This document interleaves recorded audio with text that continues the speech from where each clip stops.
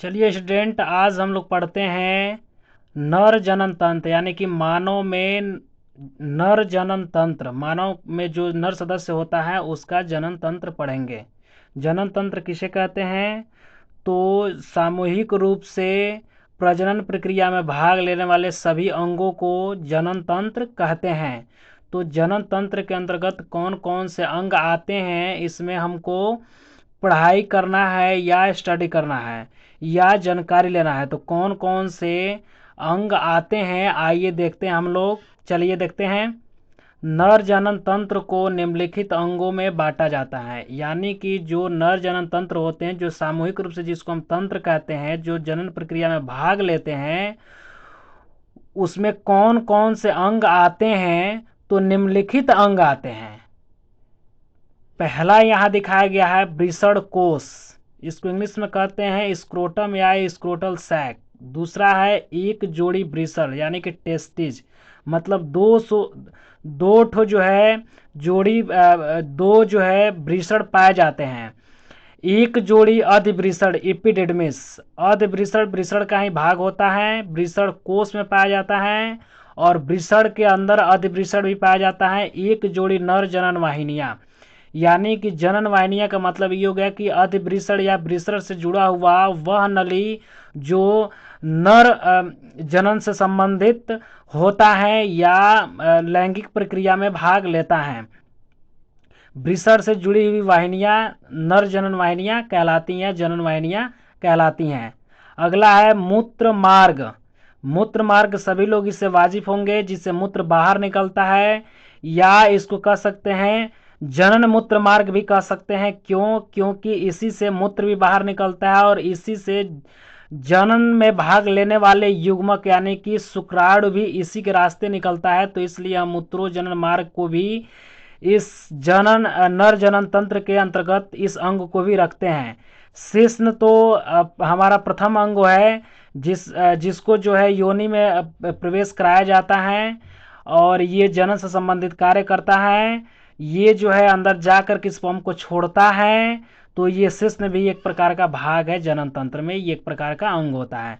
मैं इसको अभी फिगर के द्वारा समझा रहा हूँ, थोड़ा सा ध्यान देना हो आप लोगों को। एक होता, अगला होता है सहायक जनन ग्रंथियां, एक्सेसरी सेक्स ग्लैंड्स, यानी कि जनन में कौन कौन सी ग्रंथियां सहायक होती हैं। ग्रंथियां का मतलब कि वो हार्मोन्स या किसी पदार्थ का सेक्रेशन करती हैं, निर्माण करती हैं, और वह जो पदार्थ निर्माण करती हैं वह जनन प्रक्रिया में भाग लेता है, वो पदार्थ भाग लेता है। अर्थात सहायक जनन ग्रंथियां जनन से संबंधित भाग लेती हैं। तो कौन कौन सी होती हैं? एक जोड़ी शुक्राशय, एक जोड़ी प्रोस्टेट ग्रंथियां, एक जोड़ी वाल्वोयूरिथ्रल या काउपर ग्रंथियां। मैं इसको समझा रहा हूँ, एक एक करके समझाऊंगा, उसके बाद एक एक करके पढ़ाऊंगा।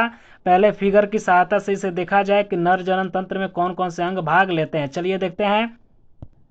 देखिए ये है मनुष्य के नर जनन अंग, यानी कि मनुष्य का जो नर जनन अंग होता है, ये इसको फिगर के द्वारा मैं आपको समझा रहा हूँ। थोड़ा सा आपको ध्यान देना होगा कि कौन कौन से जो है भाग लेते। मैं पहले बताया था कि मूत्र वाहिनियाँ, यहाँ पर शुक्र वाहिनियाँ, शुक्राशय, प्रोस्टेट ग्रंथि, वाल्वोयूरिथ्रल या काउपर ग्रंथि, मूत्र मार्ग या मूत्रोजनन मार्ग, वृषण, वृषण कोश, शेषन, शिश्नाग्र, मूत्र छिद्र या मूत्रोजनन छिद्र, अधिवृषण, शुक्रवाहिका, वृषण जालक, वृषण पेंडक। मैं एक एक करके समझा रहा हूँ, थोड़ा सा ध्यान दीजिएगा आप लोग।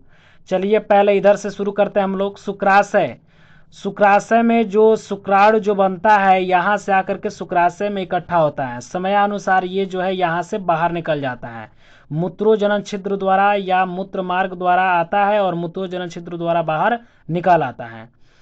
चलिए आगे देखते हैं प्रोस्टेट ग्रंथि क्या होता है, इसका कार्य क्या है।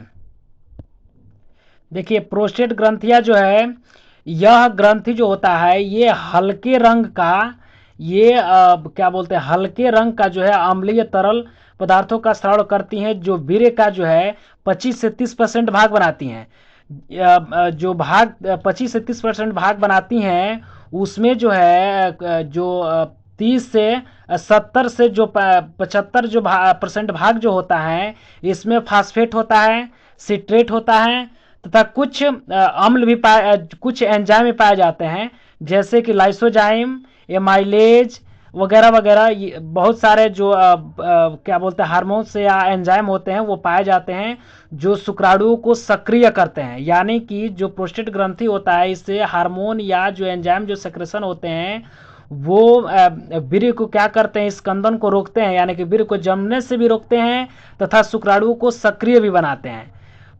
ये जो प्रोस्टेट ग्रंथि होता है ये आपको आगे पढ़ाया जाएगा, बस इतना ही जानिए कि ये जो है सफ़ेद रंग के हल्के अम्लीय तरल पदार्थ का स्राव करता है और इसमें अनेक प्रकार के हार्मोन्स और स्राव एंजाइम पाए जाते हैं जो वीर्य को स्कंदन यानी कि थक्का जमने से भी रोकता है तथा शुक्राणु को सक्रिय भी बनाता है।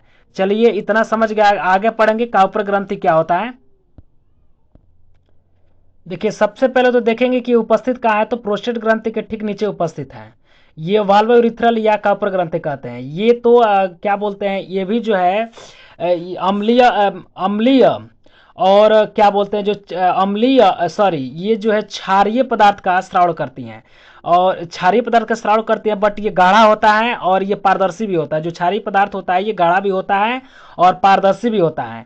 ये इसका कार्य होता है कि जो द्रव का जो स्राव करती हैं, जो क्षारीय जो द्रव का स्राव करती हैं वो मैथुन क्रिया के समय, यानी कि जब नर और मादा जब आपस में मिलते हैं उस पीरियड में जो शिश्न होता है उसको योनि में प्रवेश कराया जाता है, उस पीरियड में ये एक बूंद जो है बाहर आता है और बाहर आ करके ये पहले बाहर आता है, एक बूंद जो है इससे बाहर आएगा। ये ग्रंथि जो है जो क्षारीय जो तरल द्रव पदार्थ है ये जो है आएगा और आकर के एक बूंद गिर जाएगा, जिससे जो है घर्षण प्रक्रिया में मतलब मैथुन क्रिया की जो प्रक्रिया होती है उसमें घर्षण जब होता है तो उसमें जो है क्या करता है कि सुलभ और स्नेह का कार्य करता है, यानी कि सहायता करता है, घर्षण प्रक्रिया में सहायता का कार्य करता है। तो इस तरह से हम समझ सकते हैं कि वाल्व यूरिथ्रल काउपर ग्रंथि का कार्य क्या है, ये कहाँ पाया जाता है। आगे तो इसको पढ़ाएंगे ही, एक एक करके मैं पढ़ाऊंगा, बट इतना थोड़ा थोड़ा समझ जाइए। इसका फिगर भी मैं बताऊंगा, आंतरिक फिगर भी बताऊंगा, बट एक एक करके आपको जानना है इस तरह से। चलिए पढ़ते हैं आगे।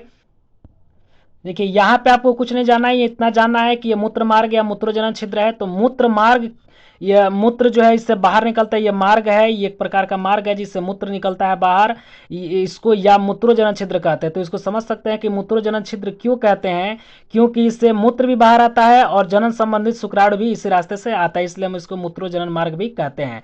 अब देखिए मैं बताया था वृषण, तो वृषण नर का क्या होता है, तो क्या बोलते हैं उसको, गोनड होता है, जनद होता है। और यही वृषण जो है वृषण कोष में उपस्थित होता है, एक प्रकार का ये कोष है, खाली स्थान है, इसी में ये उपस्थित होता है। वृषण को जो है देखिए यहाँ पे जो है इसको अनुप्रस्थ काट काट करके दिखाया गया, आपको थोड़ा सा कटिंग किया गया है और कटिंग करके आपको यहाँ पे दिखाया गया। देखिए इसमें जो है आगे मैं पढ़ा रहा हूँ, ध्यान दीजिएगा थोड़ा सा आप लोग कि अधिवृषण, ये अधिवृषण है। अधिवृषण में क्या कार्य है, अधिवृषण का क्या कार्य है, थोड़ा सा ध्यान देना है आपको।